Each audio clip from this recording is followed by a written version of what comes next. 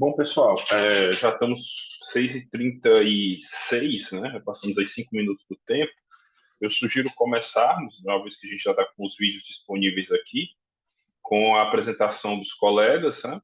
E aí eu sugiro que ao final de cada artigo a gente faça o relativo debate, ok? Para a gente não perder tanto tempo, assim, tal. Eu preparei como moderador alguns pareceres foram sobre os artigos de cada um de vocês. Eu ia pedir para, ao final também, vocês me disponibilizarem os e-mails de vocês para que eu possa enviar os pareceres, tá bom? E a intenção com cada um dos pareceres é contribuir com a dinâmica do trabalho, enfim, pensando em publicações, eu li os artigos são muito bons, e, claro, eu não, nenhum dos comentários que eu vou fazer no decorrer do artigo nem anula, nem cancela os trabalhos que vocês realizaram, é mais para vocês levarem para os colegas depois e verem o que é pertinente, junto com os respectivos professores, daquilo que vale a pena incorporar ou não, tá? Mas os trabalhos são todos muito bons. Então, dando início, pessoal, eu vou colocar aqui o primeiro vídeo do colega. Vocês estão vendo a minha tela? Eu já compartilhei, vocês estão conseguindo enxergar? Beleza. Então vamos ver o primeiro trabalho do colega Formação Humana versus Avaliação Externa, um olhar para a Escola Municipal Maria Catarina, no o tema Ensino, Pesquisa e Administração, Experiências de Ensino-Aprendizagem, os colegas Marlon Ferreira, Adriana Carvalho e, aliás, Ederson Carvalho e a Roberta Martins. Seguindo.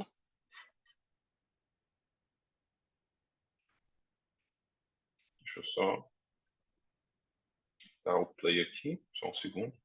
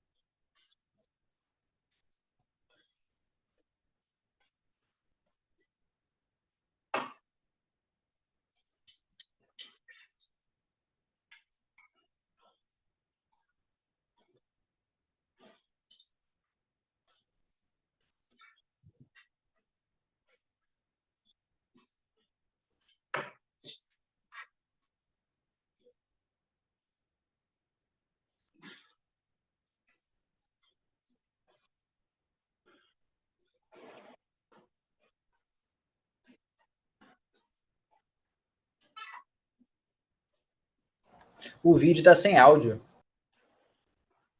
O vídeo está sem áudio? Vá. Aqui eu escuto. Será que tem algum. Eu estou compartilhando aqui, ver se.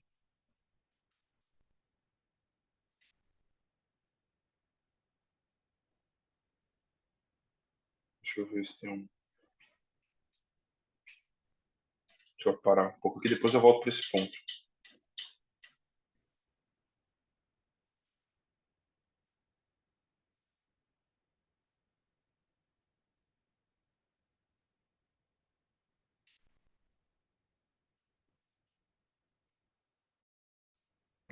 De novo.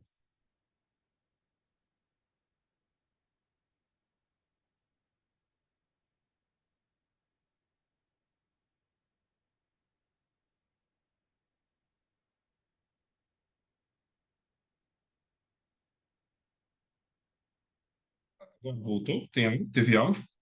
Ou não ainda?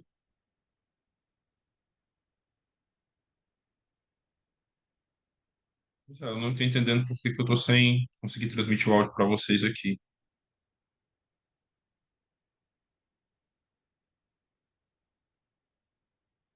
Aqui o áudio está aparecendo para mim, deixa eu ver se eu consigo.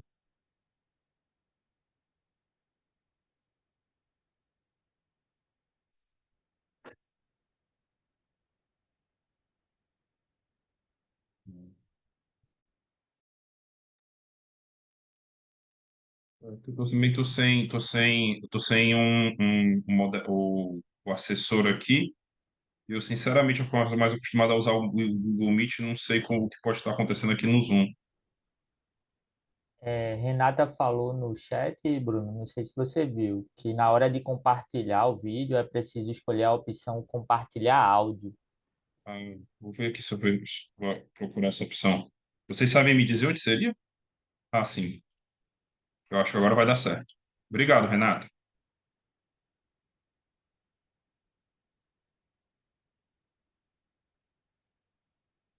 Vamos ver aqui se dá certo.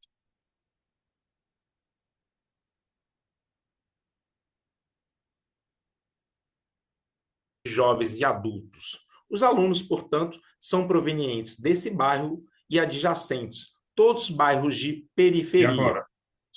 Então, esse artigo ele inicia justamente com essa perspectiva, que as avaliações externas elas são uma. Eu posso voltar um pouco para o ponto de áudio que perdeu ou a gente continua daqui? O que vocês preferem? Se puder voltar, porque a gente perdeu o início. Tá bom, volta. Forma de. Olá, eu sou o doutorando Marlon Frank Teixeira Ferreira, mestre em administração pela Fundação Pedro Leopoldo, na qual gentilmente fui convidado a ser embaixador CMA de 2024. E eu estou aqui representando os meus amigos, também professores, a professora doutora Adriana Duarte de Souza Carvalho, o doutor Anderson Rodrigues de Carvalho, a diretora da escola na qual nós analisamos, que é a Roberta Alice Januzzi Martins. Portanto, somos todos professores. E esse artigo, ele tem um tom de denúncia, e esse tom é proposital, porque é algo comum na nossa percepção, essa colonização da educação brasileira por meio das instituições internacionais. E foi por isso que nós escrevemos esse artigo, Formação Humana versus Avaliação Externa, um olhar para a Escola Municipal Maria Catarina. A Escola Municipal Maria Catarina, ela está localizada no município de Juiz de Fora, em Minas Gerais, no bairro Ponte Preta, está situado na zona norte da cidade. Trata-se, portanto, de um bairro de periferia, de baixa renda, de alta vulnerabilidade social. A escola Maria Catarina, ela atende alunos da educação infantil, ensino fundamental, anos iniciais e finais, além da educação de jovens e adultos. Os alunos, portanto, são provenientes desse bairro e adjacentes, todos bairros de periferia. Então, esse artigo ele inicia justamente com essa perspectiva, que as avaliações externas elas são uma forma de colonização da educação brasileira à medida que elas são exigidas por instituições internacionais. Então, nós, por exemplo, podemos olhar o processo de construção da BNCC, que é a Base Curricular Comum Nacional, ela foi construída por instituições que são do mercado financeiro e que participaram efetivamente da elaboração dessa política. Então, nós temos, por exemplo, o Banco Mundial, a Fundação Lehman, a Fundação Itaú, enfim, que compuseram esse documento e é para impor uma forma de construção de um sujeito que é mão de obra para o capitalismo.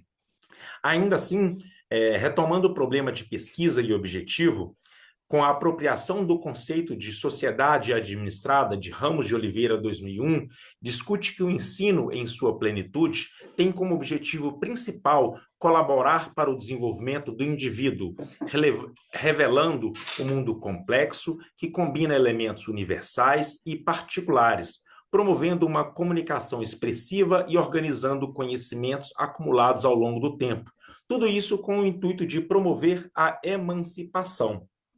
Como fundamentação teórica, retomamos estudos de Sordi, Varandi e Mendes, que notam que é a ampliação do discurso de cunho mercadológico sobre a qualidade da escola, que é prioridade na atualidade. Barretos, 2012, discute justamente a fragilidade da avaliação externa como ferramenta pedagógica e dos desafios em utilizar de forma mais eficaz os resultados dessa avaliação.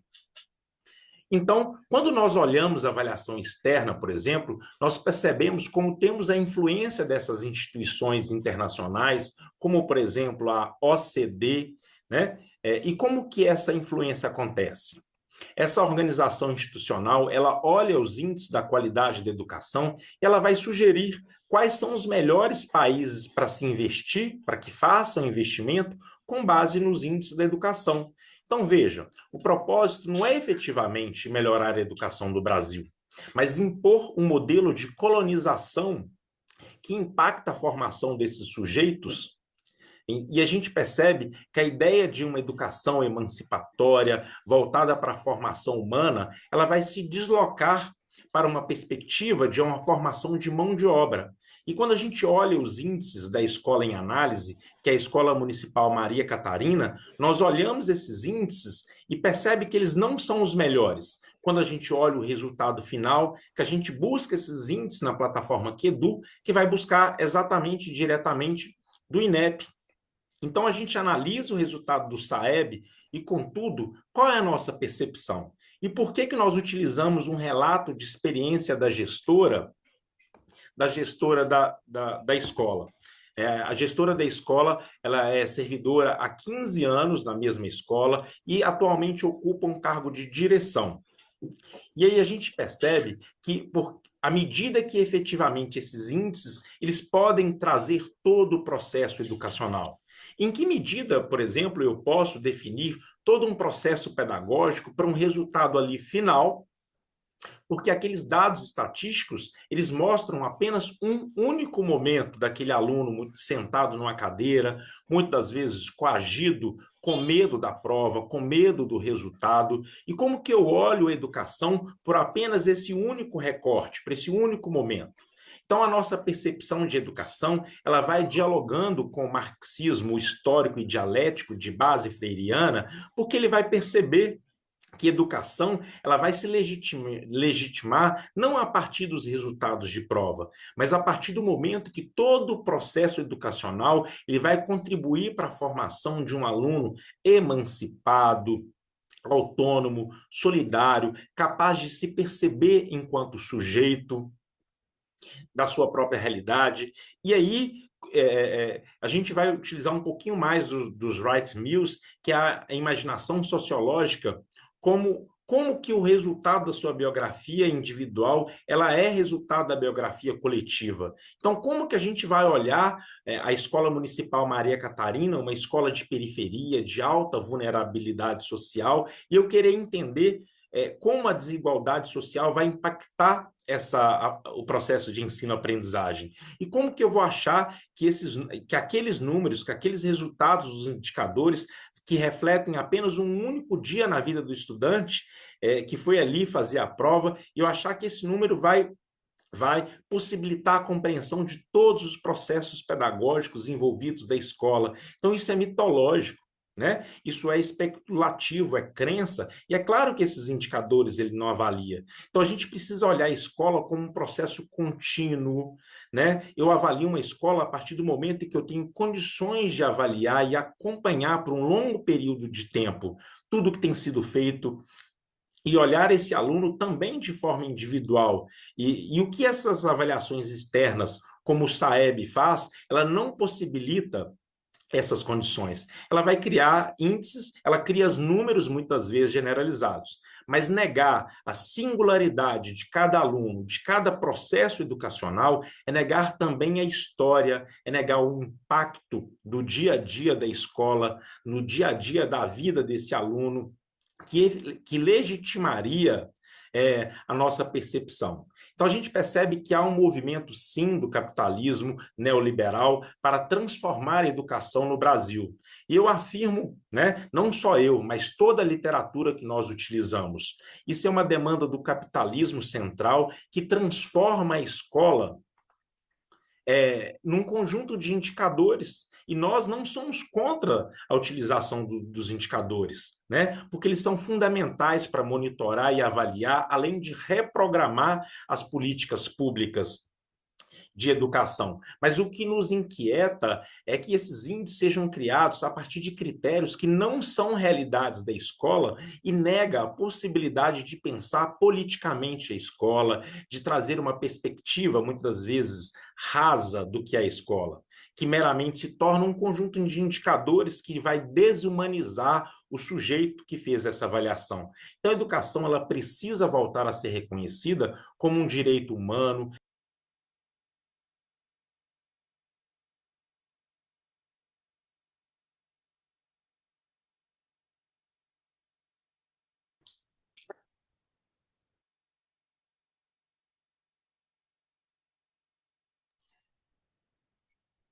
Pronto, pessoal.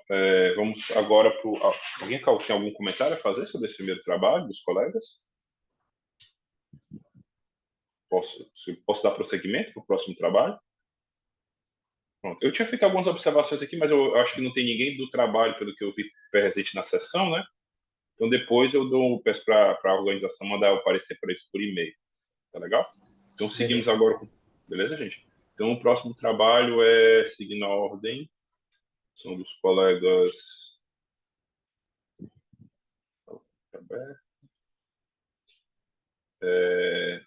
Primeiro foi o Marlon, agora sou eu. Tá legal? Vou abrir aqui, vou compartilhar a apresentação rapidinho.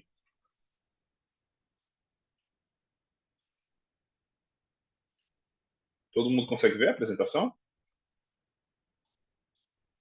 Não, né? Beleza. Vou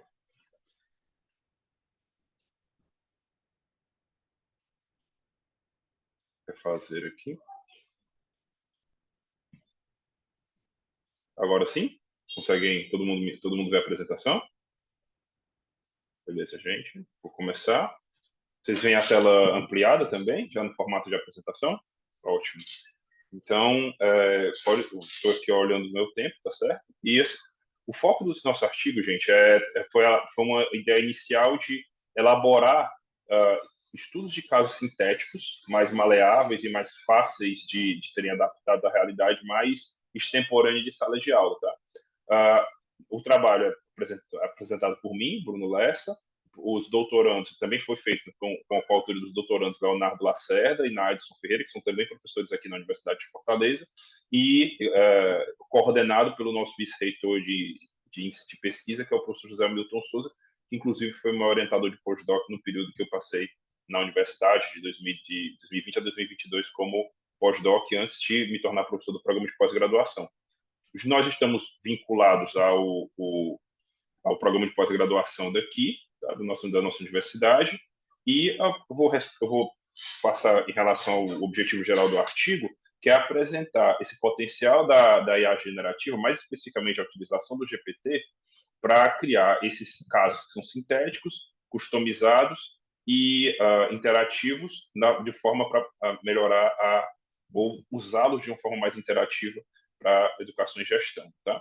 E aí o nosso foco aqui também era explorar como é que esses casos podem ser direcionados e trabalhar os desafios que nós docentes temos em sala de aula, como o tempo limitado, o engajamento dos alunos e a profundidade pedagógica.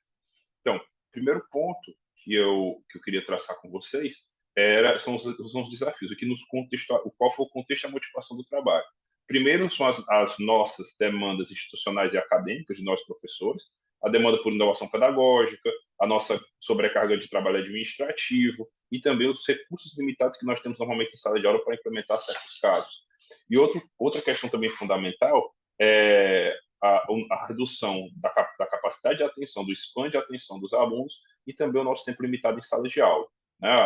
Atualmente, as universidades estão optando por modelos de aulas mais curtas e também a gente, paralelamente a isso, enfrenta, eu não diria paralelamente, mas talvez convergentemente a isso, a gente enfrenta uma crescente, aliás, uma capacidade decrescente dos alunos de estabelecer foco. Tá? Isso nos implica numa necessidade de elaborar estratégias mais adaptativas. E aí, muitos de nós já trabalhamos com ferramentas digitais que são populares, como os quizzes, o Kahoot da vida, ferramentas aqui de realidade aumentada que nós temos na universidade, e também os jogos online, que também implementamos já em sala de aula. Muitos de nós já fazemos isso. Sendo que a nossa intenção no início, né, e vale ressaltar que esse artigo, ele é uma ideia ainda que estava sendo desenvolvido à época, mas nós já sofisticamos bastante. Ele, inclusive, já está sendo avaliado no International Journal of Management Education. Essa versão que foi para o semiárido é uma versão mais preliminar.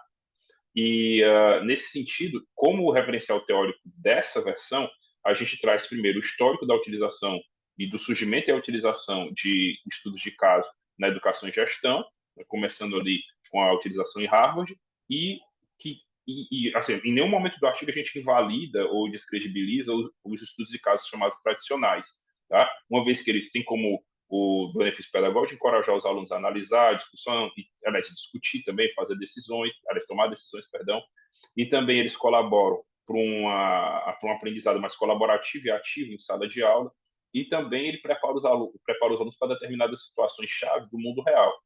Qual é a questão?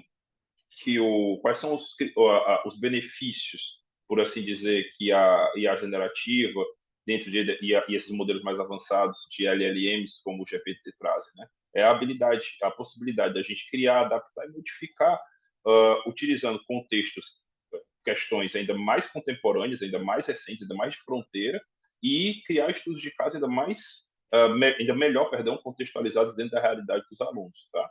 Então, assim, o foco é exatamente isso, e também a possibilidade da gente, à medida que vai construindo o caso via prompt, junto com os alunos em alguns casos, né, de aula para aula, por exemplo, ou mesmo durante a aula, a gente consegue ter um feedback mais preciso daquilo que a gente está realizando.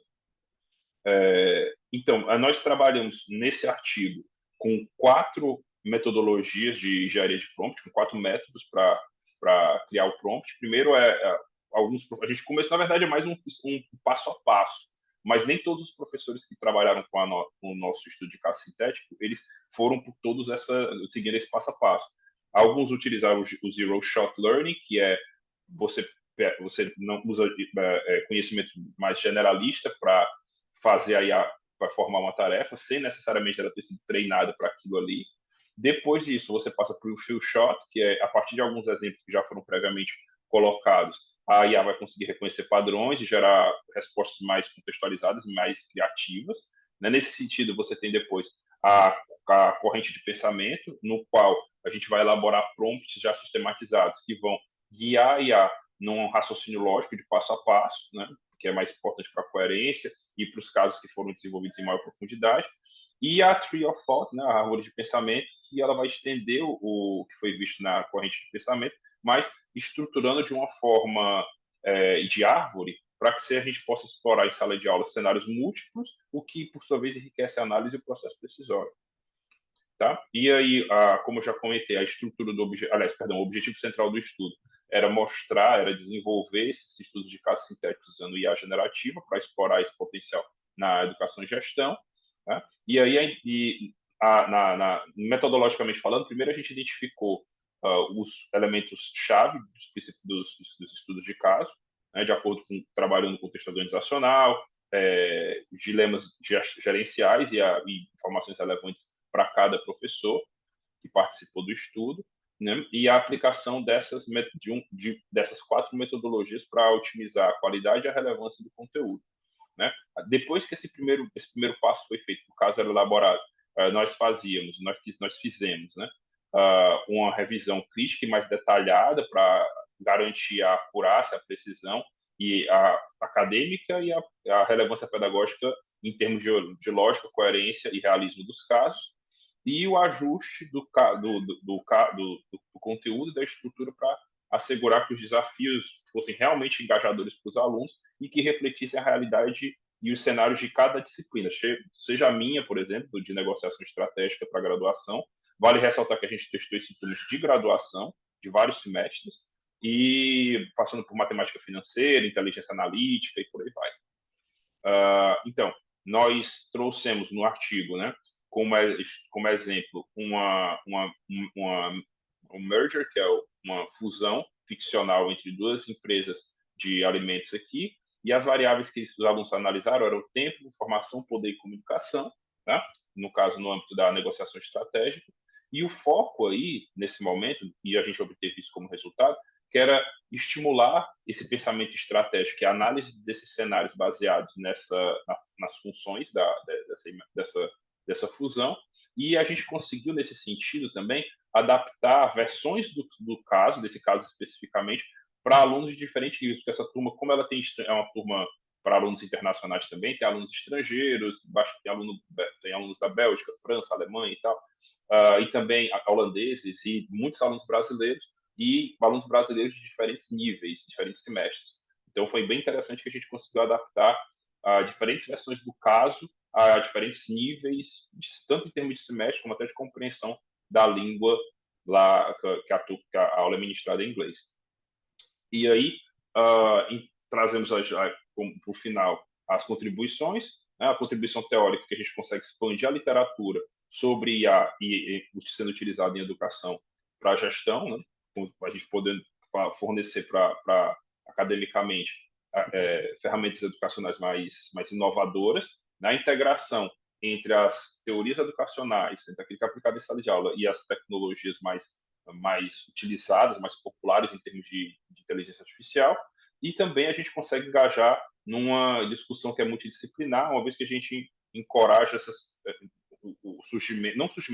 desenvolvimento de mais arcabouços teóricos sobre que faça esse interlace entre a transferência de conhecimento e a psicologia educacional. Em termos de contribuição prática, a gente trabalha com modelos que dentro do artigo, ainda mais agora que o trabalho foi mais sofisticado, ele consegue ser replicado para outros educadores e também otimizar o nosso tempo em termos de tempo e recurso. E como contribuição no âmbito de construção de política pública, tornar a educação mais acessível e inovadora, uma vez que a IA permite que a gente democratize o acesso a esses materiais de qualidade, e também tornar o planejamento de aula e os currículos em si mais adaptáveis e escaláveis. E, enfim, em relação às limitações, o fato de a gente ter utilizado fundamentalmente o ChatGPT fez com que a gente centralizasse numa forma muito específica de LLM, né, de Large Language Model, e também, consequentemente, os casos faltavam de certas nuances e certas complexidades que, né, embora é uma limitação, mas ao mesmo tempo acaba sendo algo que recursivamente o trabalho consegue cumprir, que é lidar melhor com as complexidades do mundo real do que os casos tradicionais, né? E, enfim, tem as questões relativas a dados, que sempre são pertinentes ao uso de modelos como o GPT, e a gente sugere como pesquisa futura utilizar esses casos, comparar os resultados de aprendizagem de modelos tradicionais versus esses modelos gerados em IA, e também utilizar outras ferramentas para além do GPT ou outras metodologias de geração de prompt. Por fim, a conclusão aqui, que é basicamente um resumo, e obrigado pelo tempo já findou. Ok? Muito obrigado, pessoal. Algum apontamento? Não, tem não. Só parabenizar aí, que eu achei muito interessante justamente essa contextualização, né, que você fez da questão sintética, mas que ao mesmo tempo ela é sintética no sentido que você cria ali, mas ao mesmo tempo ela consegue captar muito mais dinamismo, né, do que aquele caso estático, né, o tradicional, que você fica ali travado numa situação e... Daniel, você travou aqui para a gente. Travou, acho que ele caiu. Mas assim, continuando o que o Daniel estava falando, a vantagem exatamente do caso, de construir o caso com IA, é exatamente essa possibilidade da gente, à medida que vai surgindo uma dúvida, poder, ou algo que o caso não conseguiu contemplar no grupo, a gente está testando com grupos menor, a turma é maior, a turma, por exemplo, de 40, a gente testava casos diferentes, casos sintéticos diferentes, com grupos de 5 diferentes. Então, a possibilidade, à medida que o grupo tinha uma necessidade mais específica, tinha um perfil mais específico, a gente conseguia via prompt, adaptar o caso para a necessidade deles e delas. Então, era algo mais palpável, além também de nos permitir, Daniel voltou, acho que ele caiu de vez, não permitia também a gente otimizar tempo, né? Porque você vai pensar na construção de um caso, no estilo Harvard, você demora dias. Oi, Daniel, se você caiu para a gente, você quer concluir o seu raciocínio? Oi, desculpa, é que aqui tá chovendo pra caramba, a minha internet tá caindo o tempo todo. Sem problema. Não, pode continuar da onde você parou.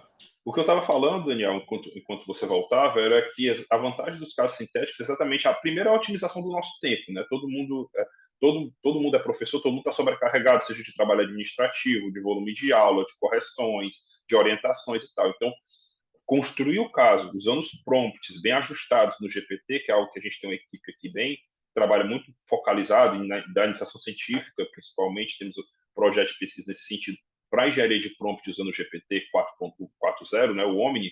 Então, assim, a gente consegue ganhar tempo de sala de aula, consegue ir em cada ilha onde os alunos estão, assim, ilha no sentido de grupos, né, e adaptar a realidade daquele caso àquele grupo especificamente, via prompt. Então, a resposta, a decisão consegue ser mais precisa. Se a gente está lidando, por exemplo, com a realidade na qual, na minha sala de negociação estratégica, eu tenho alunos internacionais que são belga, tem belga, holandês, francês, alemão, o que mais?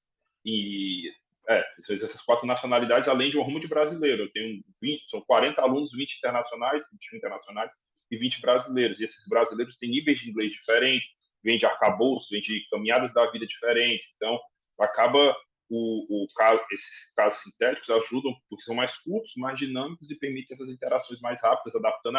O cara da Alemanha vai negociar com o cara da Bélgica, com um brasileiro intermediando, sabe? Então, isso nos permitiu fazer algo que, se fosse no modelo Harvard, demoraria muito mais tempo para eu conseguir montar o caso com esse grau de complexidade. E a inteligência artificial faz isso em questão de segundos, literalmente. E adapta em questão de segundos. Isso me permite ter muita mais celeridade, dar uma aula melhor, entendeu? Esse artigo, inclusive, a gente já aplicou isso com outros 60 colegas. Começou eu e mais os 3 autores aí, o Milton, o Léo e o Naiderson, e um outro professor, o Cláudio, e a gente expandiu para mais outros 60 professores, outros 54 professores, e eles aplicaram também em sala de aula. A gente colheu dados e aplicamos agora, estamos na segunda rodada de revisão do International Journal of Management Education, pensando nisso. Aí, quando o artigo estiver aceito e pronto, eu mando para vocês também, tá bom? Então, espero ter conseguido contemplar. Podemos seguir? Tá bom? Então, Bruno, agora, só uma dúvida, que é questão de curiosidade mesmo. Parabéns aí pelo artigo e pela sequência, né, também, que eu acredito que vai ficar muito bom. Eu também tenho tentado utilizar cada vez mais a IA, principalmente na elaboração desses casos, né? Por enquanto, eu tentei em casos simples, por exemplo, eu dou aula de gestão da qualidade, então, na criação de problemas simples para aplicação de ferramentas da qualidade, funcionou bem. Aí eu queria só saber rapidinho, é, se vocês precisaram, ou você particularmente, fazer algum tipo de ajuste, tanto depois que você implementou lá com os alunos, a partir do feedback deles, como é que foi essa recepção, e logo quando vem a proposta, né, da IA, se vocês já fizeram algum ajuste, perceberam que tinham que fazer algum ajuste específico para a realidade de vocês ou algo parecido. obrigado pela pergunta, Anderson. Assim, foi algo bem como a gente coloca no artigo, mas na versão que vai estar aí no SEMEAD não ficou tão explícito, né? Até porque a gente estava testando ainda só nós 5. Foi o fato de que, vamos supor, se você lança nesse Zero Shot, esse primeiro modelo, né? A IA o GPT vai te dar uma coisa genérica, vai ser um robô falando. Aí você vai ter que seguir com esse passo a passo, não necessariamente chegando até a árvore, porque a árvore é um sistema um pouco mais complexo e nem sempre é necessário, ainda mais quando o grupo é pequeno, tá? Às vezes, quando você chega até o terceiro, que é a corrente de pensamento, que é nada mais nada menos do que você ir conversando com a inteligência artificial e explicando para ela quais são as necessidades que estão emergindo ali com os alunos. Ele vai criar, por exemplo, um caso genérico sobre essa fusão entre 2 empresas brasileiras, mas na mesa que eu tinha, por exemplo, uma das mesas eu tinha, como eu comentei, um aluno alemão, um aluno francês, né? Que não, assim, não que alemães e franceses não se dêem, mas especificamente esses 2 alunos tinham um antagonismo um com o outro, que tinha a ver com coisa nacional também, sabe? A região da França e da Alemanha que cada um respectivamente vinha. Então existia um antagonismo aí. Então a proposta que o GPT dá é uma proposta mais colaborativa e eles queriam algo mais competitivo, certo? Não desrespeitoso, eles se respeitavam, mas eles queriam algo mais concorrencial. Então, foi fundamental na hora que eu estava implementando, por exemplo, nesse grupo, mudar. E tantos colegas passaram por problemas parecidos nas suas disciplinas, porque eu implementei isso na disciplina de negociação estratégica. Mas teve um colega que fez isso na matemática financeira. E aí, na matemática financeira, à medida que ele foi criando um caso, ele viu que um aluno, uma aluna, na verdade, tinha uma dificuldade um pouco mais específica com um conteúdo. Então, ele mudou, mudou o prompt, conversando, né, entre aspas, com a inteligência, para ele modificar o caso de forma que, em vez de o problema que ele tinha idealizado, mudasse ali em tempo real para o problema daquela aluna especificamente, que o grupo dela abraça. Olha, a gente vai querer que focalize esse problema dela, porque eu também tenho uma certa dúvida e tal. Então, assim, num caso tradicional, a gente não teria essa liberdade, entendeu? E além de que eu fosse, se eu fosse fazer isso fora de sala, eu precisaria de inúmeras versões, imaginando que alguém pudesse sentir isso na hora, né? Que eu não sei como o aluno vai se comportar, né? Exatamente lá na hora, porque eu não tenho um conhecimento. Às vezes tem coisa que o aluno traz de demanda que é muito ali no momento que a gente está em sala de aula. A gente está em sala de aula toda hora sabe disso. E assim também o tempo, né? Que a gente não tem. Imagina planejar uma aula que eu vou ter que ter uma 30, tipo o Senhor Estranho lá no Vingadores, 1 milhão de versões, mas só uma que vai dar certo. Aí a gente ia parar de ter vida, né? Considerando que o nosso trabalho é maravilhoso, mas a gente tem sobrecarga, que é um dos motivos pelo qual o artigo sinaliza isso, usar a inteligência artificial como ferramenta de produtividade para que a gente possa ter uma vida tanto dentro de aula como fora de sala de aula com maior qualidade.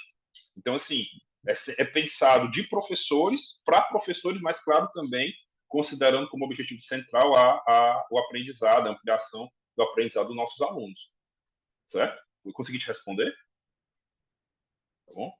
E, assim, o colega Marlon chegou. Marlon, seu trabalho foi o primeiro a ser apresentado, tá? Eu toquei já o vídeo, uma excelente apresentação, inclusive, e eu elaborei um parecer que depois você coloca o e-mail aqui no chat, eu posso mandar o trabalho para você, tá bom? Parecer que eu elaborei. Obrigado, Bruno. Tá bom? Aí vamos seguir peço desculpas por ter demorado um pouco na explicação.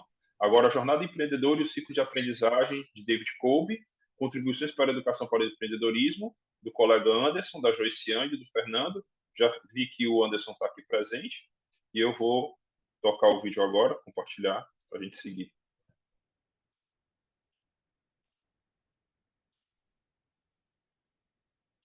Olá pessoal, meu nome é Anderson Silva e eu Todo vou mundo apresentar escuta o para vídeo vocês agora?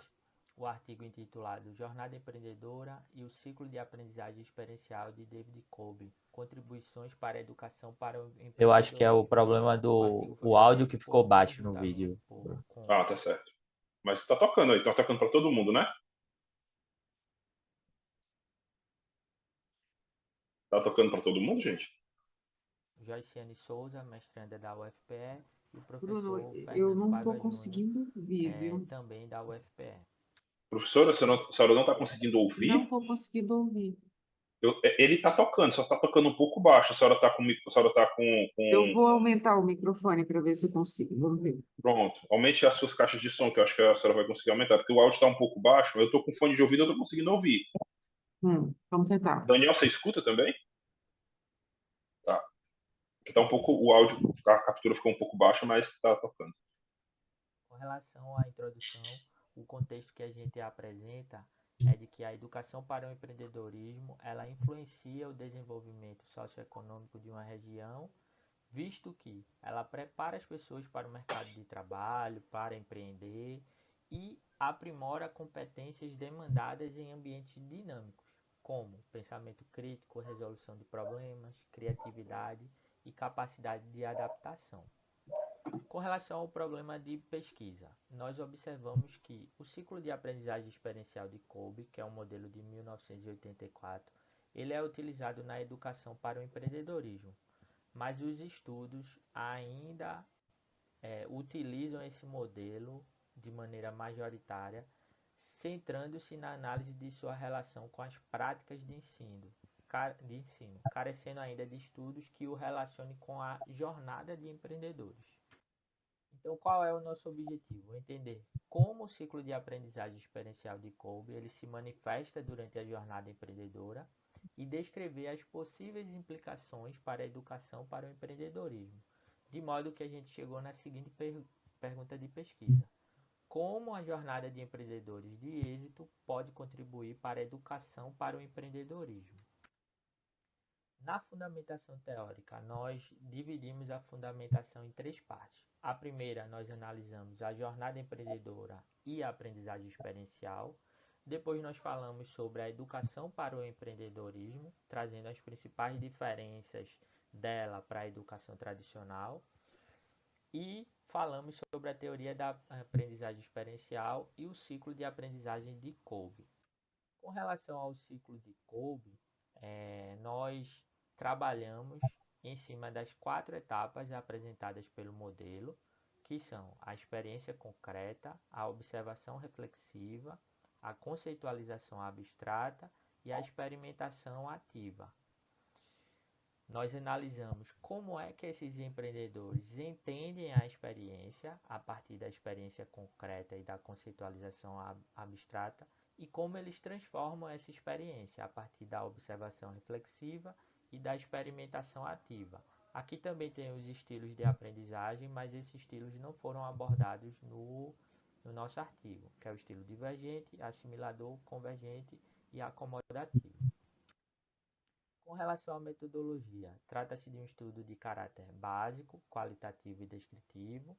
O corpus de pesquisa, nós analisamos 18 episódios da série produzida pela Endeavor Brasil, chamada Day One, que essa série tem mais de 80 episódios que estão publicados no YouTube. E aí nós fizemos o recorte no segmento empresarial de tecnologia e transformação digital, por acreditar que ele apresentaria as características de um contexto dinâmico, com mudanças tecnológicas e com necessidade de adaptação. Essa quantidade foi definida por meio da saturação e foi feita a análise de conteúdo temática nas informações coletadas, em 4 fases: pré-análise, codificação, categorização e inferência. Com relação à análise dos resultados, nós dividimos em 2 partes. Primeiro, analisamos a jornada empreendedora e o ciclo de aprendizagem de Kolbe, onde foi possível perceber que há uma relação direta entre as etapas do ciclo de aprendizagem e a jornada dos empreendedores, além do fato da jornada ser diretamente impactada pela apreensão e transformação das experiências vividas pelos empreendedores. Mas também ficou evidenciado que o ciclo de Kolbe por si só não consegue abarcar toda a complexidade do processo de aprendizagem, que envolve questões como contexto social, contexto cultural, o tempo e as relações sociais dos empreendedores. Com relação às contribuições para a educação para o empreendedorismo, nós observamos uma recorrência de falas dos empreendedores sobre a aprendizagem por meio da prática e do pensamento reflexivo, a importância do contexto na interação com as etapas do ciclo de aprendizagem de Kolbe, a aprendizagem longitudinal em contraposição à aprendizagem episódica, A aprendizagem ocorria durante o tempo e não apenas em episódios isolados, e a influência das redes e da interdisciplinaridade na jornada empreendedora e, consequentemente, na construção da aprendizagem. Então, a partir dessas análises, nós chegamos nas seguintes conclusões. Com relação à jornada empreendedora e o ciclo de aprendizagem de Kolbe, percebemos que as etapas do ciclo de aprendizagem de Kolbe, elas estão presentes na jornada dos empreendedores analisados, que eles aprendem por meio da dupla dialética da ação, reflexão e da experiência, abstração. Entretanto, o ciclo de Kolbe ele poderia ainda abarcar de maneira mais aprofundada aspectos como o tempo, o contexto e as redes de relacionamento durante as suas etapas. E aí nós chegamos nas contribuições para a educação para o empreendedorismo. Tendo em vista tudo o que foi falado, quais seriam as nossas contribuições que levam em conta muita coisa que já tem na teoria, mas algumas outras que poderiam ser adaptadas ou adicionadas. Então, continuar propondo atividades práticas, porque nós observamos que os empreendedores de fato aprendem com a prática, Mas, junto com essa prática, desenvolver atividades que estimulem o pensamento crítico e a criatividade, porque não é só a prática pela prática, é a prática e a reflexão, né? Elas andam juntos. Propor atividades interdisciplinares, porque essa troca entre as disciplinas, entre os contextos, entre as realidades diferentes, ela torna-se positiva para o empreendedor. Utilizar elementos do contexto social e cultural no processo de aprendizagem, porque a gente percebeu que mesmo os empreendedores pertencendo a contextos culturais diferentes, a maioria deles valorizava muito esse contexto para criação de ideias, para a resolução dos problemas. Estimular a criação e o fortalecimento das relações interpessoais durante o processo de aprendizagem, ou seja, utilizar pedagogias de ensino com ênfase na colaboração, porque essa rede também é importante para a aprendizagem, e inserir atividades que façam uso da perspectiva longitudinal e não apenas da perspectiva episódica. Então, essas seriam as nossas contribuições para a educação para o empreendedorismo.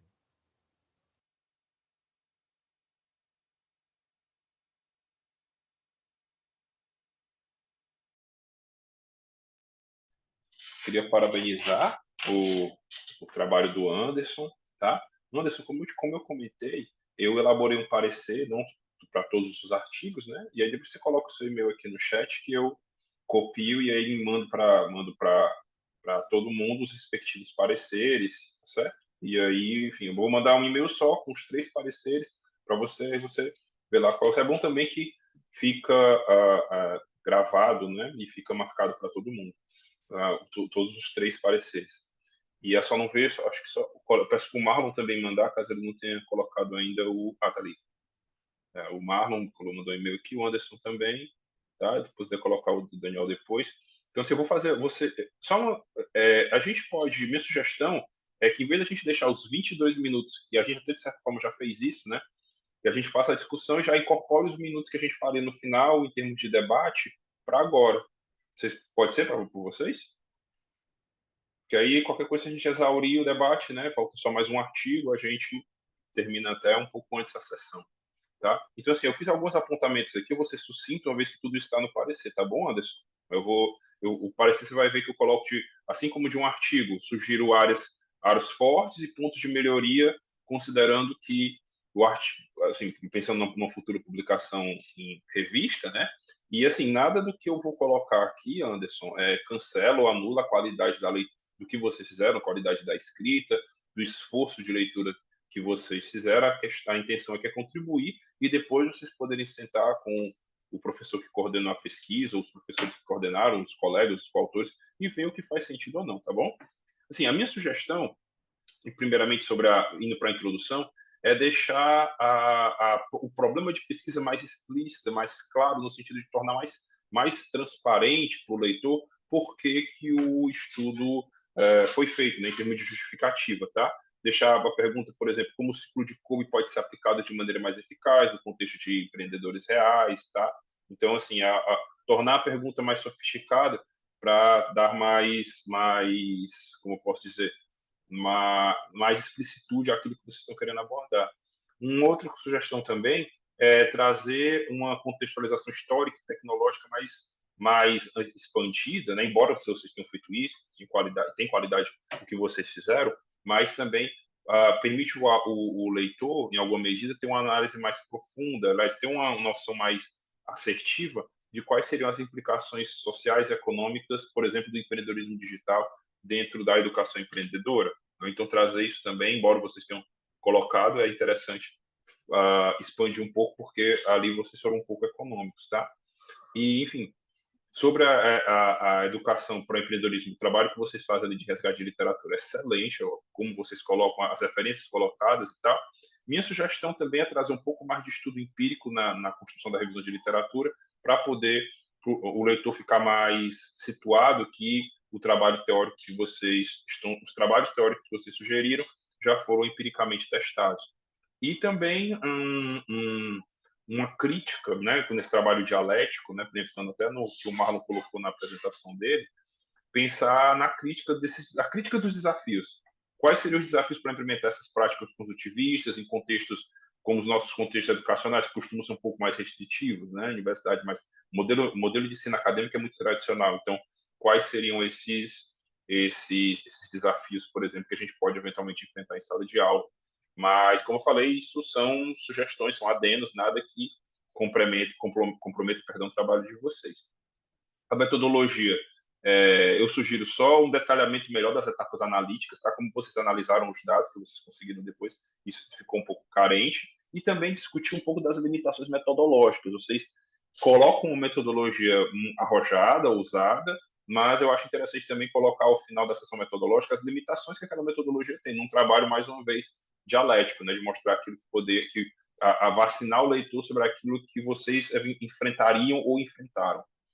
E, enfim, sobre a análise de resultados, a análise está muito interessante, é muito boa, a forma que vocês se vivenciam, situam as 4 etapas, nessa maneira que não, a maneira bem dinâmica, não linear também, tá?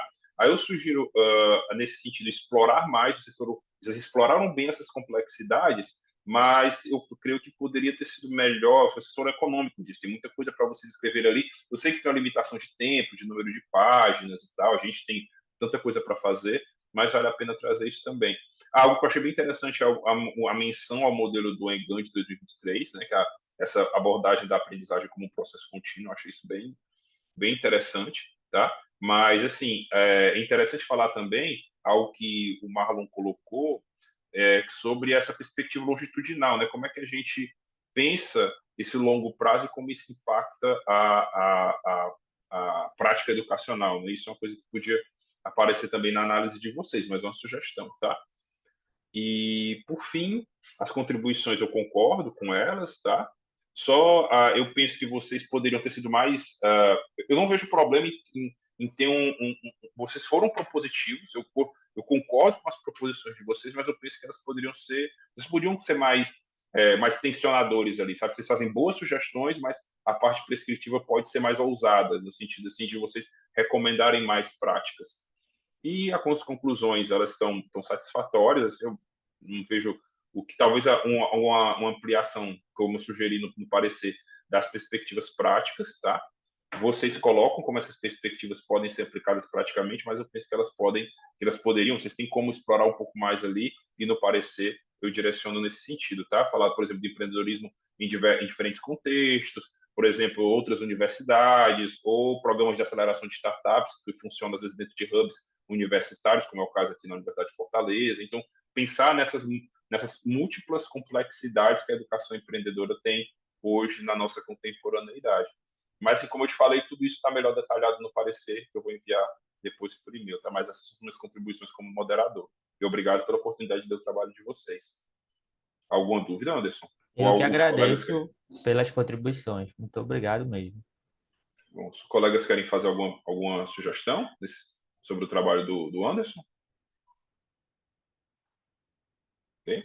Então, vamos seguindo agora para o último trabalho, que vai ser apresentado pelo Daniel, tá? Eu vou compartilhar aqui com vocês, só um segundinho.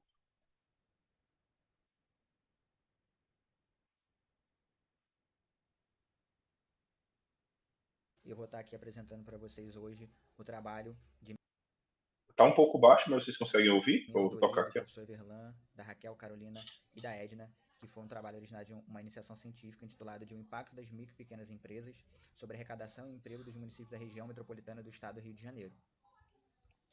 Para contextualizar, né, na introdução aqui, em muitos países do mundo, as micro e pequenas empresas, né, representam mais de 95% dos negócios dos países, então elas são empresas de relevância significativa, tanto para a contribuição do PIB, de arrecadação tributária, como geração de empregos, e aqui no Brasil esse número não é diferente, uma vez que o último relatório do Sebrae demonstrou que aqui no Brasil essas empresas representam cerca de 99% das empresas do país.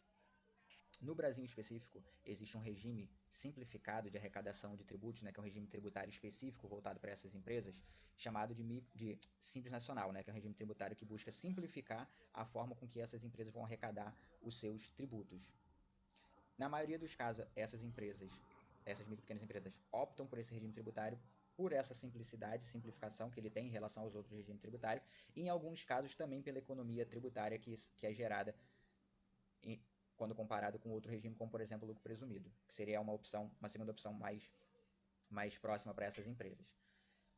Do ponto de vista do recorte, né, a região metropolitana do estado do Rio de Janeiro concentra capital, infraestrutura e agrega mais de 70% da população do estado, então são municípios significativos, e ela é composta por esses 22 municípios, né? Itaguaí, Seropédica, Paracambi, Japeri, Queimados, Mesquita, Nilópolis, Rio de Janeiro, Nova Iguaçu, Belfor Roxo, São João de Meriti, Duque de Caxias, Petrópolis, Magé, Guapimirim, Itaboraí, São Gonçalo, Niterói, Maricá, Tanguá, Cachoeira de Macacu e Rio Bonito. Lembrando que Petrópolis, a partir de 2018, começa a fazer parte, né, da região metropolitana, uma vez que anteriormente ele era classificado como região serrana. Da justificativa, né, esse trabalho se justifica devido à importância, né, das micro e pequenas empresas, que é o nosso objeto de estudo, para a economia de diversos países do mundo, inclusive para o Brasil, e também para a colaboração com pesquisas que visam trazer mais informações sobre essas empresas.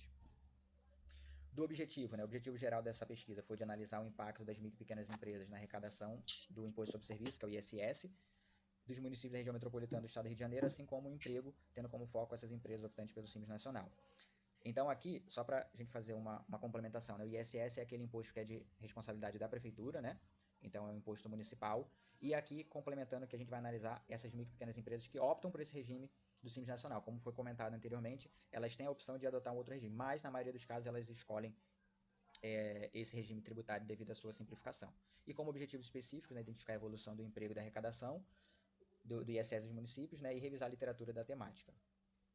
Como pergunta de pesquisa e hipótese, né? O problema de pesquisa surge a partir dessa pergunta, né? Qual o impacto dessas micro e pequenas empresas na arrecadação de ISS e no emprego nos municípios da região metropolitana, tendo como foco essas empresas optantes pelo Simples Nacional?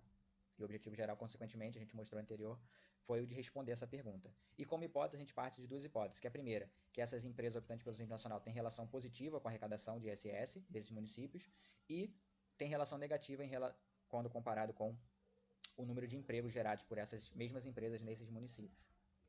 Do referencial teórico, né, nós fizemos dois recortes aqui, o primeiro enfatizando a contextualização, né, do que são micro e pequenas empresas, e a outra do que seria o Simples Nacional. Então aqui a gente tem uma coisa mais descritiva e também alguns trabalhos mais empíricos que buscaram enfatizar também essa discussão sobre emprego e arrecadação dessas empresas. Da amostra da pesquisa, né, são os 22 municípios, e o período nós pegamos dois períodos diferentes. Para analisar o emprego, nós pegamos um recorte de 2010 a 2019 e da arrecadação de 2013 a 2020. Esses recortes são diferentes, né, porque a estrutura dos dados estavam desta forma, diferenciada. Lembrando que esses dados eram os mais recentes encontrados disponibilizados na época que essa pesquisa foi elaborada. Sobre o método, foi de regressão linear simples com dados em painel, né, e as equações foram a relação do ISS comparado com o optante pelo Simples e a variável de controle ali, que foi a população, e no outro modelo, o emprego, optante Simples Nacional e a variável de controle da população. Então, o modelo de painel ele mescla, né, essas duas situações, tanto a questão dos cortes transversais, né, ou seja, dos períodos de tempo, né, que são os cross sections, quanto da série temporal, que é esse alongamento da série de período. Então, quando a gente tem vários indivíduos em vários períodos de tempo diferentes, nós chamamos essa análise, essa estrutura de dados em painel. Só fazer uma correção ali, na verdade, ali não seria regressão linear simples, porque tem mais de uma variável independente. Foi um erro mesmo na hora de digitar ali. Agora, sobre os modelos, né? O primeiro modelo que buscou comparar o ISS com o optante do Simples, nós verificamos uma correlação positiva, né? Então, significa que quando surge uma empresa, né, quando surge uma empresa optante pelo Simples Nacional, a micro e pequena empresa optante pelo Simples Nacional, ela impacta positivamente, ela tem uma relação positiva com a arrecadação. Por que isso acontece? Porque essas empresas, como elas se formalizam, né, ou seja, elas passam a existir para o Estado, de maneira geral, elas passam a ter que contribuir com algumas obrigações, inclusive as tributárias. E no caso de empresas, por exemplo, que são optantes pelo Simples Nacional, prestadoras de serviços, elas enquadradas no Simples, elas passam a emitir notas fiscais, e as notas fiscais são base, né, de cálculo para a arrecadação dos tributos, inclusive o tributo do ISS. E aqui, como as variáveis estavam em logaritmo, né, então a interpretação é percentual, né, como se fosse para cada 1% de empresas que surgem, ela aumentam, né, mais ou menos em 0,87% da arrecadação. Né? Então, seria essa a relação. E aqui no emprego, a gente verifica também que essa relação é positiva Então, aqui no primeiro modelo, a gente consegue afirmar aquela primeira hipótese, que a relação entre empresas optantes pelo Simples Nacional e arrecadação é positiva, e aqui no segundo modelo, ele contraria aquela segunda hipótese de que a relação seria negativa, né? Ou seja, de que as empresas não seriam capazes de gerar esse emprego. E aqui a gente mostra que a correlação é positiva, ainda que muito baixa, né? Então, as empresas conseguem gerar emprego, essas empresas optantes pelo Simples Nacional, mas num número muito baixo quando comparado com o número que ela contribui positivamente para a arrecadação desses municípios. Só para complementar aqui do modelo, o modelo foi dado em painel, né? E foi o mínimos quadrados ponderados, né? Porque a gente buscou ajustar o modelo e foi validado com todos os outros testes necessários, de homocedacidade, multipolaridade, autocorrelação, etc. E aí, a melhor forma que os testes indicaram foi do mínimos quadrados ponderados, só para fazer essa ênfase aqui na validação do modelo econométrico. E das considerações finais, né? Nós verificamos impactos positivos, tanto na arrecadação quanto no emprego. Lembrando que a maior contribuição foi no nível de arrecadação, quando comparado com a formalização de empregos, que a relação foi positiva, mas muito baixa, e como contribuição para estudos dessas empresas, que são muito importantes, principalmente no contexto regional, como uma contribuição para a literatura do estado do Rio de Janeiro. Então, aqui são as referências utilizadas no trabalho, nossos agradecimentos aos membros do Lab Cidade que contribuíram, né, com a melhoria nessa estruturação do artigo. Agradecer também pela UNIG, que foi responsável pelo financiamento da Bolsa de Iniciação Científica, né, que originou esse trabalho. E aqui estão os dados dos autores. Eu aqui, Daniel, o professor Everlan, a Raquel, a Carolina e a Edna. E aqui deixo o nosso muito obrigado. Aqui está o nosso e-mail de contato e nosso site lá do Laboratório de Cidades Inteligentes, chamado Lab Cidades, aqui da UFES. Muito obrigado, pessoal. Bom dia.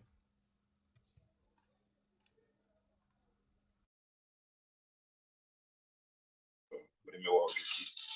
Parabenizar o Daniel e a equipe, né? Um trabalho de iniciação científica bem robusto, rodando uma estatística, ou, como eu posso dizer, robusta igualmente, também considerando a proposta do trabalho, um trabalho que impressiona pela sua qualidade, ainda mais, não que não fosse já um trabalho de qualidade, mas ainda considerando que é um trabalho de iniciação científica, o que denota ainda um esforço a ser muito parabenizado, assim, e até pela pertinência do tema que vocês trazem, que são as MPS nesse cenário do Rio de Janeiro, né, e sempre qualquer trabalho que tangencie ou que vá mais ao encontro de contextualização e estudos sobre o impacto das MPS sempre é muito pertinente na realidade brasileira, tá?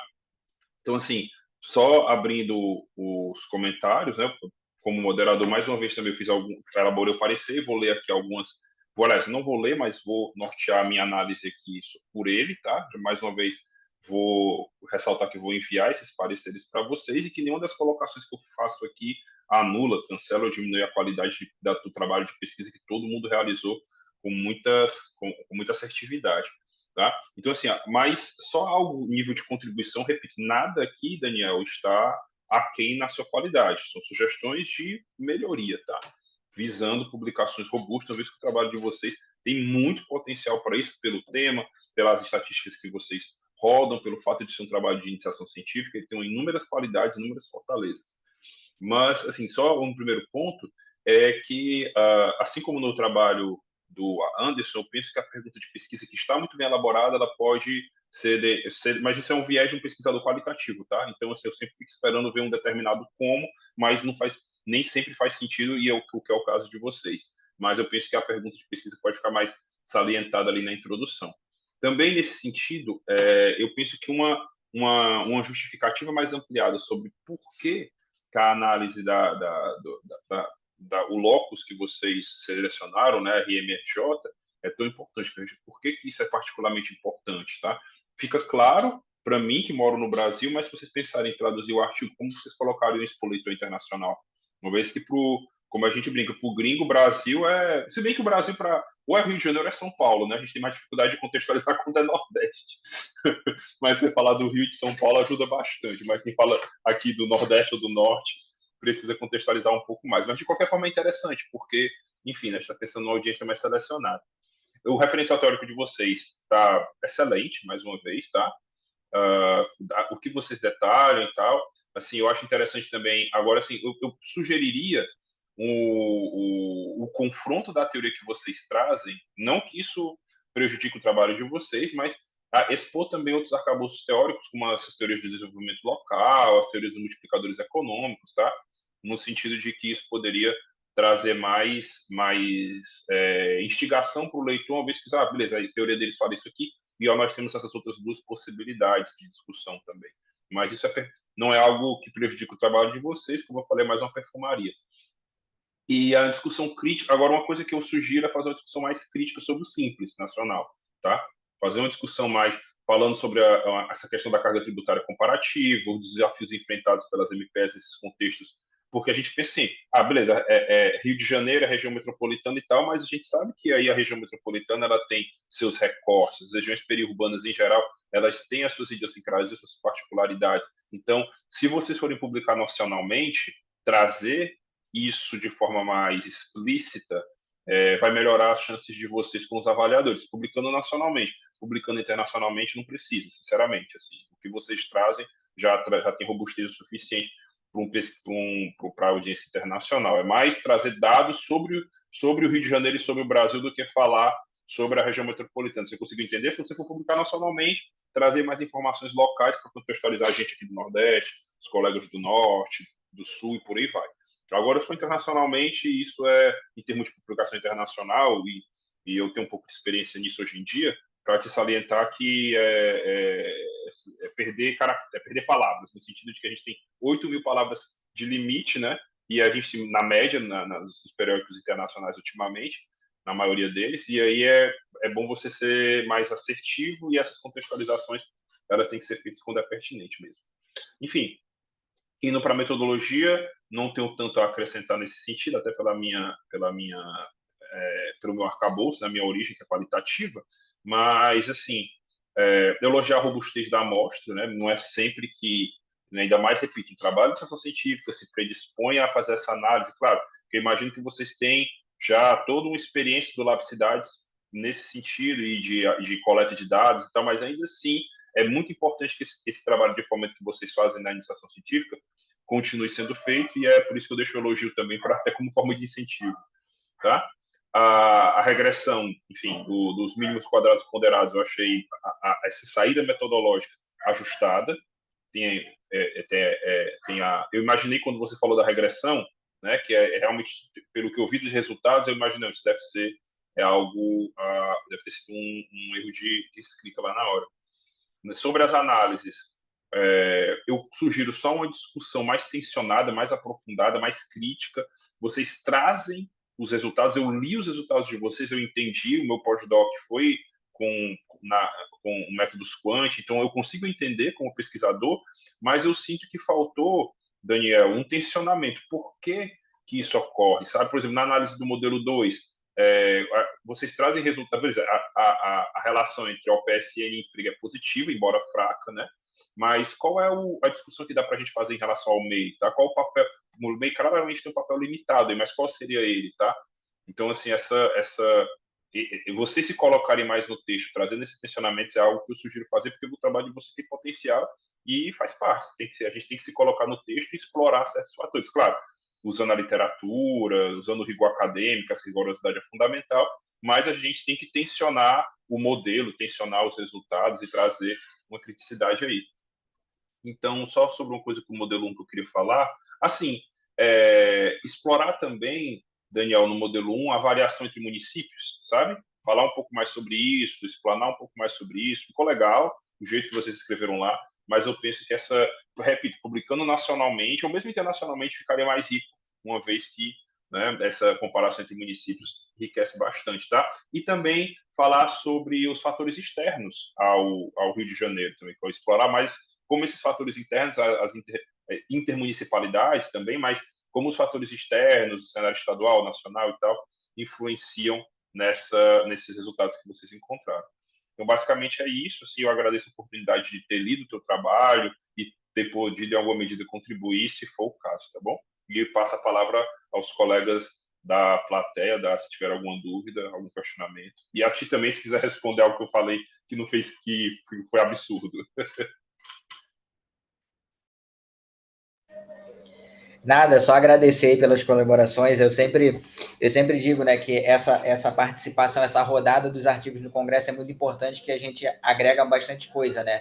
Essas análises que eu falo assim, nós como autores, a gente fica já saturado daquela leitura, né? A gente não consegue identificar mais nada. Então é a hora de externalizar e fazer essa rodada. E todas, eu anotei aqui todas as observações que você me falou, fazem muito sentido. Só aquela do meio, né? A gente colocou lá, poderia ter explorado mais, como você mencionou, que a gente coloca uma limitação, é que, como a maior parte dessas micro e pequenas empresas, elas são do MEI aqui no Rio de Janeiro, e o MEI tem por característica não gerar emprego, né? Por dois fatores. Um, porque ele só pode gerar um emprego, e aí poderia entrar até uma discussão, como você falou, da questão crítica, que aí é uma outra literatura, que é a questão da pejotização, né? Ou seja, o MEI, na verdade, às vezes ele é criado porque ele é um próprio funcionário também, ele é um CLT disfarçado de empresa, né? Então, tem essa outra questão, mas é uma questão muito interessante que poderia ter sido trazida e ia complementar muito mais essa parte. Mas eu acho que é isso, no mais só agradecer e parabenizar os demais trabalhos também, que eu gostei bastante, aprendi bastante aqui. Abrir meu áudio. Obrigado, Daniel. Eu vou passar aqui para vocês, gente, aqui no chat, como moderador, me pedem para fazer isso também, que é a da avaliação da sessão. Deixa eu só colar o link aqui para vocês, só um segundo, por favor.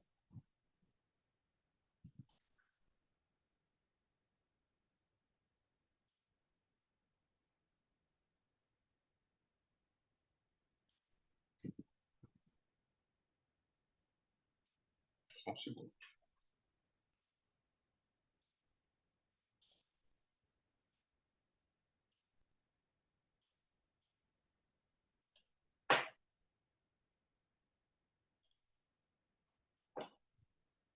Estava com ele aberto aqui.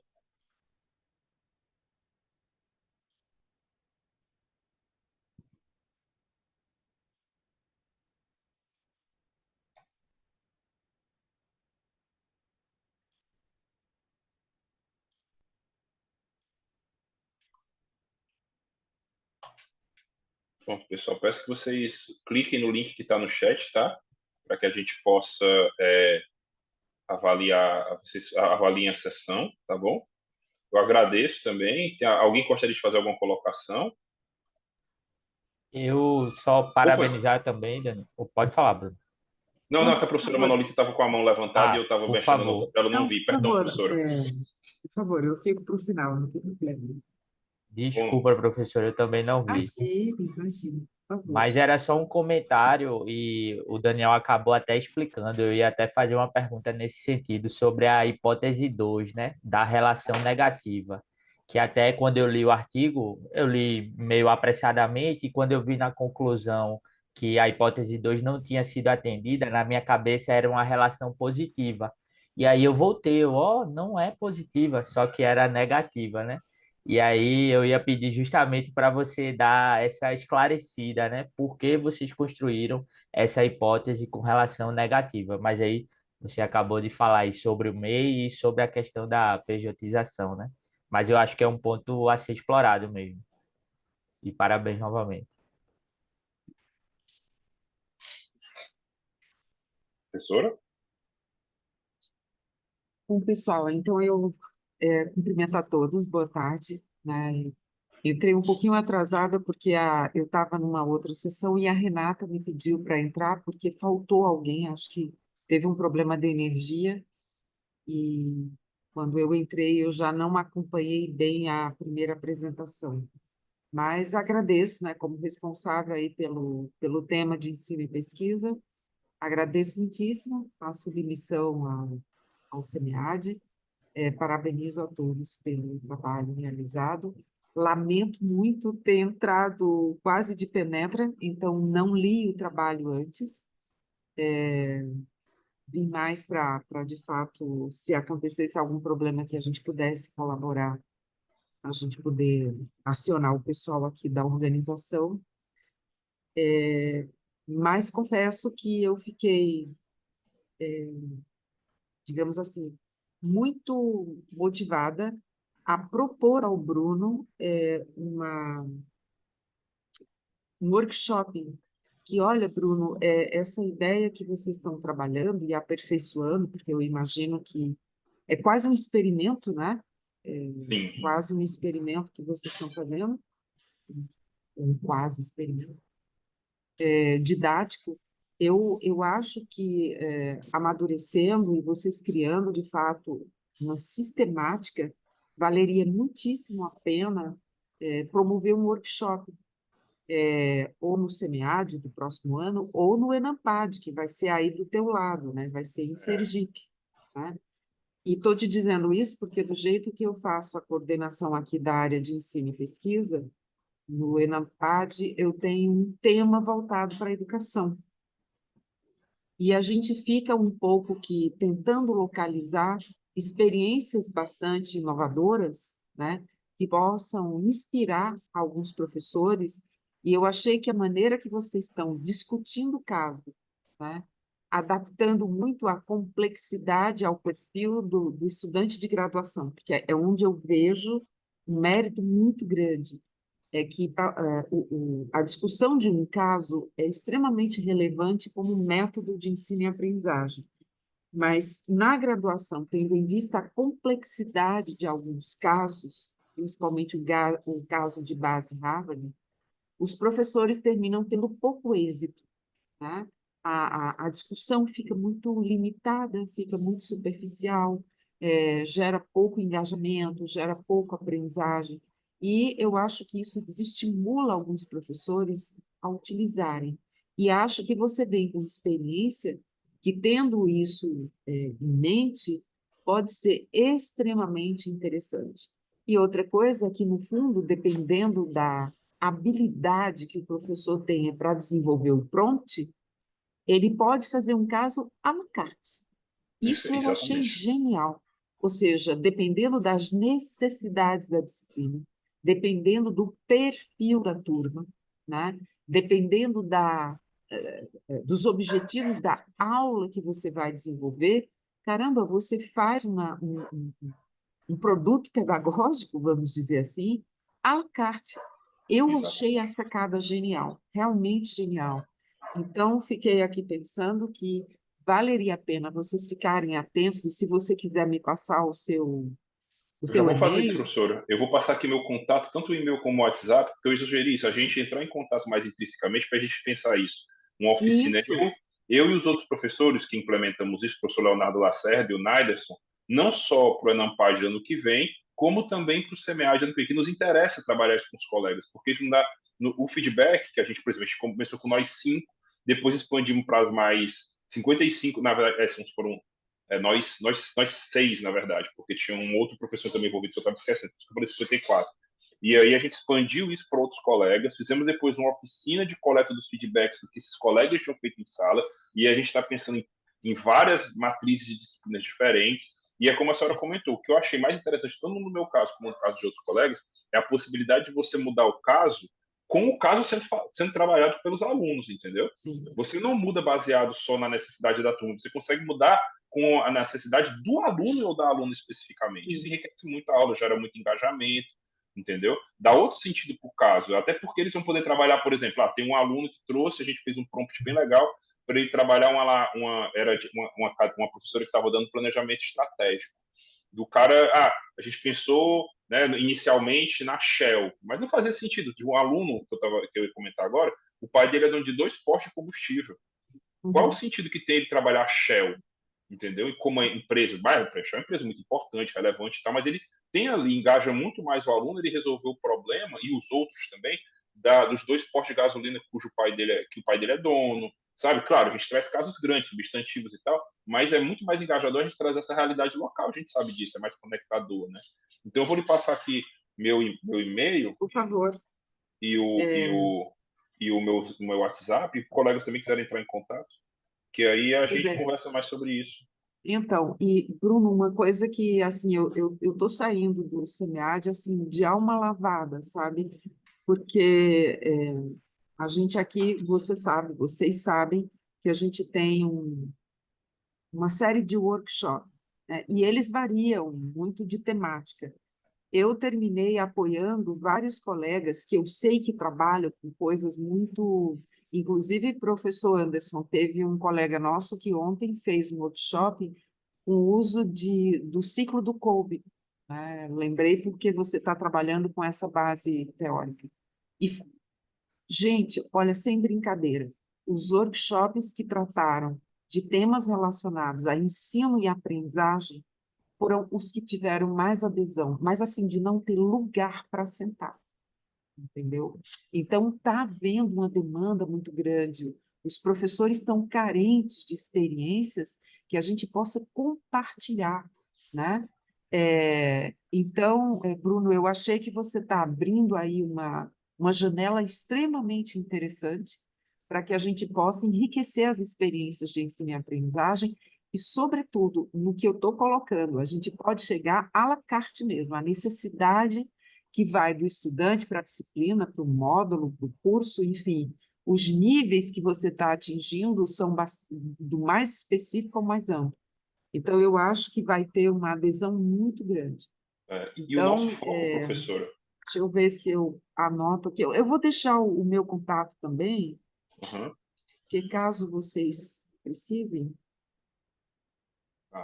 E assim, professora, o meu foco, embora eu seja professor do programa de pós, né, mestrado, doutorado, inclusive para variar, estou sobrecarregado, estou porrada de orientando aí agora, galera de final de ano desesperado para defender, e aí, assim, mas o nosso foco nesse trabalho foi fundamentalmente a graduação, porque nós, assim, os colegas que estão no doutorado e que estão em sala de aula, não estão em sala de aula ainda, a gente não pode se iludir, nós somos fundamentalmente professores, né? A gente não tem concurso para, por exemplo, né, concurso para federal para pesquisador. Você vai fazer o concurso para professor. O que você vai fazer, seja no nosso caso, que é a universidade privada, ou na pública, é estar em sala de aula, é estar lidando com o aluno o tempo todo. E os desafios da graduação são muito mais patentes do que os da pós-graduação, em termos de encaixamento de alunos e tal. Então, é nisso que a gente pensou, sabe, professor? Então, acho que pode contar conosco. Vou pegar aqui o seu.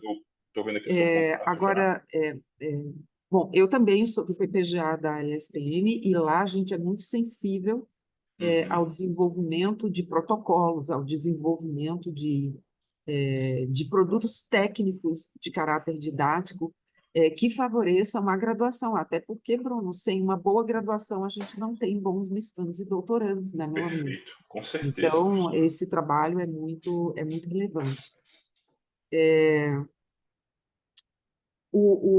Eu não sei, professor Anderson e o próprio Bruno, eu não estou enxergando aqui os demais, da forma que a tela está aberta. O Marlon, né, também. O próximo ENAPAD vai ser aqui na Federal de Alagoas, não, na Federal Sergipe, Sergipe, desculpa, né, na Federal de Sergipe. Então, acho bom vocês se prepararem aí, prepararem algum material, alguma coisa. Nesse caso, o que eu realmente estou propondo é um workshop mesmo de desenvolvimento de experiências pedagógicas, né? Trazendo a sistematização dessa experiência e o potencial de uso nas mais diversas disciplinas. Vai ser muito bom. E o que tiver ao meu alcance para ajudar na proposição, fique à vontade de me contatar. Eu não vi o teu contato, mas eu estou deixando. Engraçado. Bruno, e nem a avaliação também eu não achei aqui. Eu coloquei aqui no chat, gente. Agora deixa eu ver aqui. Desculpa, eu acho que já sei o que aconteceu. Só um minuto. Já sei o que aconteceu. Mil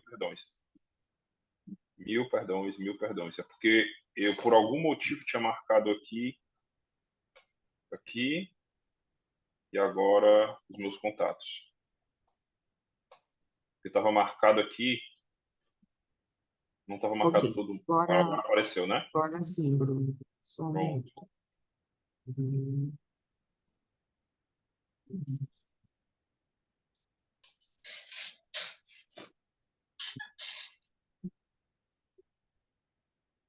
Pronto, pessoal. Aí tá tanto o link das avaliações, quanto meu contato e-mail, WhatsApp, meu nome completo e o Instagram também.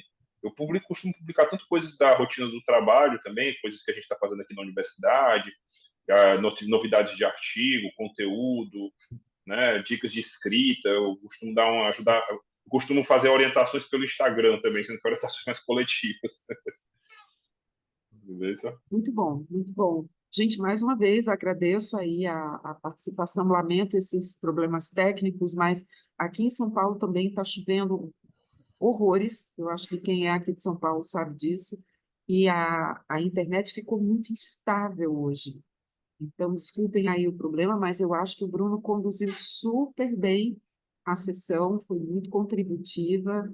Bruno, muito obrigada aí pela moderação, né?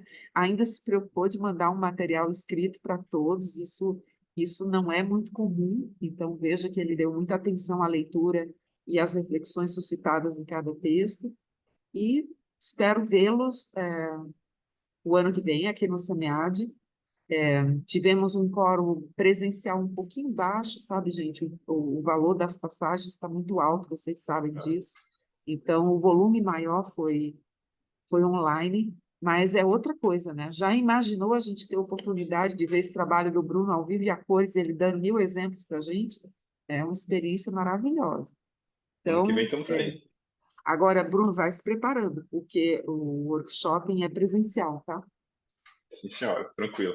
E eu, assim, pessoal, já mandei os pareceres, viu? Depois vocês confirmam aí lá pelo e-mail, já mandei todos. Professora, acabei de mandar um e-mail também para a senhora com.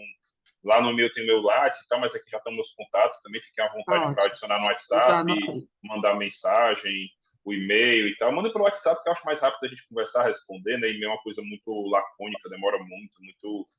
A gente é bom ter mais essa proximidade. Fiquem à vontade, tá bom, gente? Eu agradeço a todo mundo aqui. Forte Muito abraço. obrigada, gente. E Muitíssimo. bom descanso, bom final de semana para todo mundo aí. Até mais. Tchau, tchau.